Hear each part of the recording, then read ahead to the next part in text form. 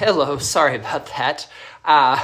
If you're coming back, and I hope that you are here with us, little technical difficulty there. Sorry about that. Something wasn't working. Anyway, all right. So why does music history matter? What does it do for us? Especially as a student, it's so easy to think, I just want to learn the notes. I just want to get through it. I just want to play it. And there's so many things, so many rich pieces of information out there that just give us a deeper understanding. Now there are some functional things, not just philosophical, about why the music history stuff does matter so very, very much. I'm going to get to a couple of those, but for me, I think it's just our connection. It has to do with something I've said many times now on the channel, which is, the more different ways that we understand something, the more different angles that we approach a problem or a piece of music or, notes on the page, however you want to think of them, the better it is for our brains and just for our understanding, right? So if we tackle something one way, we'll learn it a little bit. If we tackle it a second way or try to understand it a second way, then we learn even better. And the more different ways we add to it. So, one of those is like music theory. And then we throw in music history. And then we have a better, deeper understanding of what's going on. Now, I mentioned a second ago, that there are definitely some functional aspects of why history matters. One big example I have here, Bach suites, okay, is that, and maybe you don't know this, but we don't actually have an autographed copy, like an original something of, in Bach's hand with his signature on it of the Bach suites. What we have is the Anna Magdalena, okay, Bach suites, right? Which, if you've never seen them, I have here my Alexanian, the Giron Alexanian. All right, so here's what the cover looks like, right? Okay, and then when you open it up, what you get is this. Yes. One of the things that happens in Bach is like, what do we do with the bowing, right? What do we do with the bowing? Well, guess what? Here's the original, right? And this is the prelude to Bach Suite number 1, all right, where everybody talks about the bowing ad nauseum. Well, how do I, as a musician, as a cellist, feel comfortable, quote unquote, changing a bowing or making up a new bowing or, just doing the bowing that I think is comfortable or sounds good? How can I feel, because committing to what we're doing is a big part of playing technically accurate, right? And so how do I commit to it if I feel like I'm doing it wrong or doing it, the way that, in a way that maybe Bach didn't want? Okay, well, guess what? We don't really know for sure what Bach wanted. It's probably pretty close, right?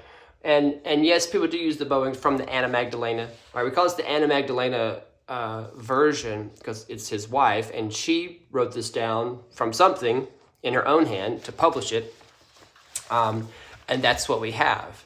And so it's just a very, very kind of concrete example of like, you have to know the history of the piece, at least the history of how it got published or how it came to be.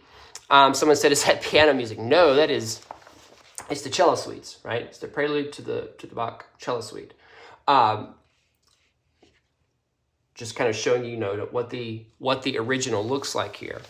And so if I don't know that, then I have a really hard time deciding on the bowing. And if I have a hard time deciding on the bowing, if I have a hard time committing to what I'm doing on the bowing, it's going to be very difficult to play it musically, right? To play it comfortably, all right? But knowing that I have a little leeway. I mean, why are there, when you watch people perform it, why are there so many different bowings, especially for that prelude? Okay, prelude to the first Bach suite. Well, it's because we have a little bit of information to go on from the Anna Magdalena. We have other famous performances, other famous editions where cellists have written in their, different bowings. And we look at all that, in something like this, an edition, right, where there is not just the bowing, all right, there's the Anna Magdalena stuff in there, the original manuscript, okay, but just lots of great information. And you have to ask yourself as a student, like, of course, I'm not going to read the book to you here online, but like, why would anybody take the time to write all this stuff out, right? To explain all this stuff historically, because it helps your performance. Another thing about Bach, regardless of your religious affiliation, is just appreciating who Bach was and writing for the church, and that he was a extremely devout Christian, and that everything he wrote in his mind was for God, even if it wasn't strictly for church, right? It's just kind of like makes it personal, right? I'm gonna get to that, why that's important here in a second. Probably, again, last thing with the Bach suites is it was probably written during the period when he was in Weimar, which is he was more of a court composer in this time when he was in Weimar. And so, these things were written as court, entertainment type pieces to be played in this time there. Another little history thing, if you don't know that these exist, they're wonderful. These urtext editions, again, I'm not going to read it to you verbatim, but when you're playing something, it comes with like this wonderful preface to tell you about the piece. Actually, this is a clarinet trio for clarinet or viola and cello and piano. It's wonderful. Lots of different little notes in there to help you play it. And there are, there's a whole thing in the back, comments, okay. Urtext editions are quite famous. They can really, really help you get a better historical perspective on things. Another piece that I'm working on in the studio, why does history matter? Haydn C major concerto, right? Especially this one, because the Haydn C major one is the one that was discovered in the 20th century, yes? It was not known, or at least wasn't famous during Haydn's lifetime. It's kind of new, or 100 years old, maybe less than 100 years old now, that it's been in publication and been performed. How interesting is that? And, we talk about Haydn and making it light and fun, and, it has this kind of buoyancy to it. And is all of that sort of buoyancy and majesticness, is it all just because it's classical period, because it's meant to sound like Mozart? Well, if you don't know, Haydn was a great lover of comedy, of being funny in his music, right? He loved lightheartedness in general, even in addition to all of the classical nature of all the music, right?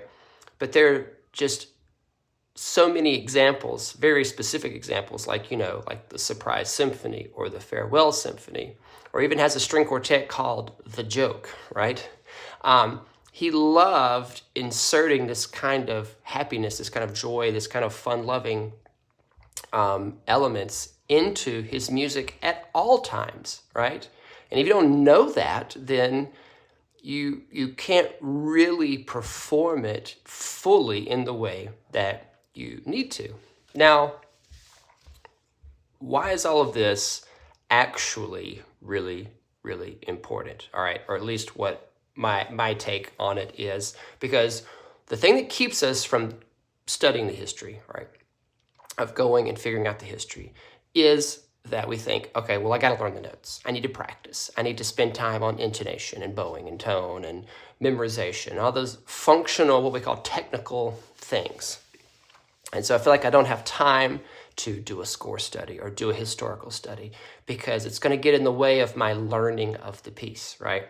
And this is just bad thinking. This is just completely backwards thinking. Because if it's just you and little black dots on the page, there's nothing personal about that. There's no human connection. When you start finding out about these composers, when you start watching other people perform it, when you start listening to other people talk about these pieces or the historical context of a piece, they become human, right? You start to realize that other humans have played this, that other humans wrote it, other humans have dealt with it just like you have. And that matters when it comes to getting your fingers to the right place at the right time. All that technical stuff that we worry about, as soon as there's something that happens, I think, chemically in our brains, that when we really, really start to appreciate that, other humans have dealt with this stuff, other humans have played it, it changes. Everything about how we approach the piece, how we perform it, how we're learning, just how our fingers get into the notes becomes better. It's always better when we make the human connection. And one of the greatest ways to do that is through history, okay? Know your history. It is not a waste of your time, okay? It is not extra. It's not optional, okay? It is a part of learning the piece of music, always, all right? Don't separate it. Don't try to separate it. It's not separate, okay? It's not like a little extra layer on top. It has to be, weave it in. If you need to get something like this, like an text, or you need to get, an edition that has some extra text to help you on your journey to understanding her history, all that stuff is out there for you. I'll try to put some links here in the description of this video to this Alexandrian here that I have with me. All right, so that's all. Just a little tidbit about why I think history is so very, very important. All right, not just because it's nice to know or it's fun to know. All right, but it is integral. It is part of the foundation of learning the notes. All right, because that's what we say to ourselves, right? We say, "Oh, I got to learn the notes. I don't have time for that." Okay, I got to go practice. All right, so I don't have time for that. Well, you don't have time to not do it. That's the change we have to make in our thinking when it comes to learning a piece of music, is that it's going to save me so much time. It's going to help me be connected. It's going to help my fingers get to the right spot. I don't have time to not look up Haydn. I don't have time to not look up Brahms or Bach and find out why they wrote these pieces, okay? I don't have time to skip this step, okay? If you're really in a hurry, you're really trying to gain some understanding fast, don't skip the step. Don't skip this step. All right? I appreciate you guys as always. Thanks for hanging out. Seeing if there's any comments or questions here down that I can answer here. I'm in a new spot today. All right. See you on the next one.